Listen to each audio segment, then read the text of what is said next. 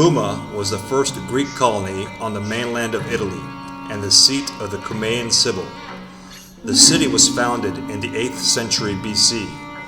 The settlement would thrive and eventually be overtaken by Rome. Cumae survived as a settlement until the 13th century, when it was destroyed by Naples and abandoned in 1207 AD. Cumae is perhaps most famous as the seat of the Cumaean Sibyl, who was the priestess presiding over the Apollonian oracle at Cumae. The word Sibyl comes from the ancient Greek word for prophetess. The Sibyl was not only a prophetess, but also a guide to the underworld of Hades. Its entry was at the nearby crater lake of Avernus. This was the route Aeneas used to descend to the underworld. The Sibyl prophesied by singing the Fates and writing on oak leaves. These would be arranged inside the entrance of her cave, but if the wind blew and scattered them, she would not reassemble the leaves to form the original prophecy again. The Sublime Books, a collection of oracular utterances, was purchased from a Sibyl by the last king of Rome, Tarquinius Superbus, and they were consulted during moments of crises throughout the history of the Roman Empire.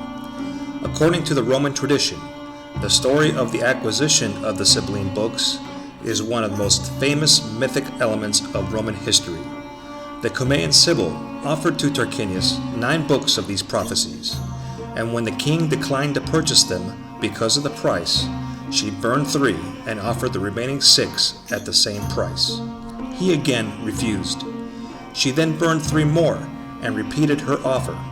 Tarquinius relented and purchased the last 3 at full original price and had them preserved in a vault beneath the Temple of Jupiter in Rome. Periodically, they were reviewed during imperial emergencies.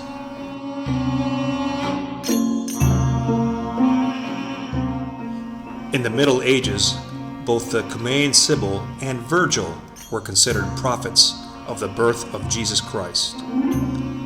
According to Virgil, the Sibyl foretells the coming of a Savior, whom Christians identified as Jesus, and this was seized on by early Christians.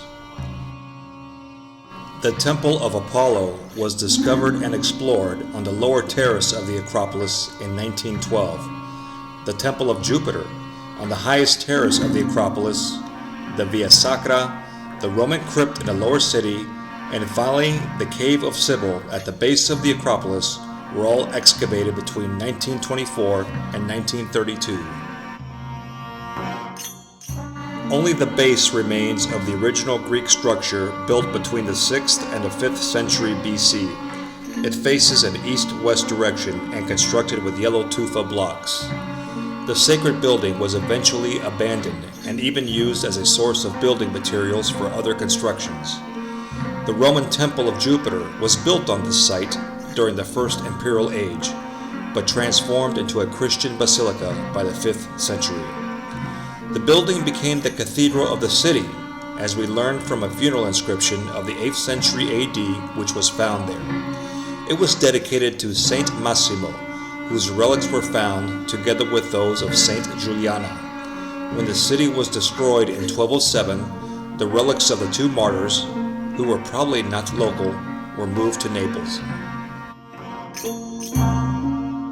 The small temple of Diana, situated in the northern sector of the sanctuary of Apollo, was designed so that from the back, which probably contained the statue of a god, it was possible to observe the full moon rising on 13 August 21 BC. By this time, Cumae had already been under Roman control for 150 years.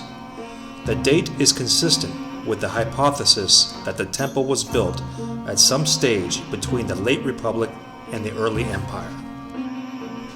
The choice of the date, 13 August 21 BC, was not random. The Ides of August, which falls on August 13th, was the annual festival of Diana. Diana was, of course, the full moon.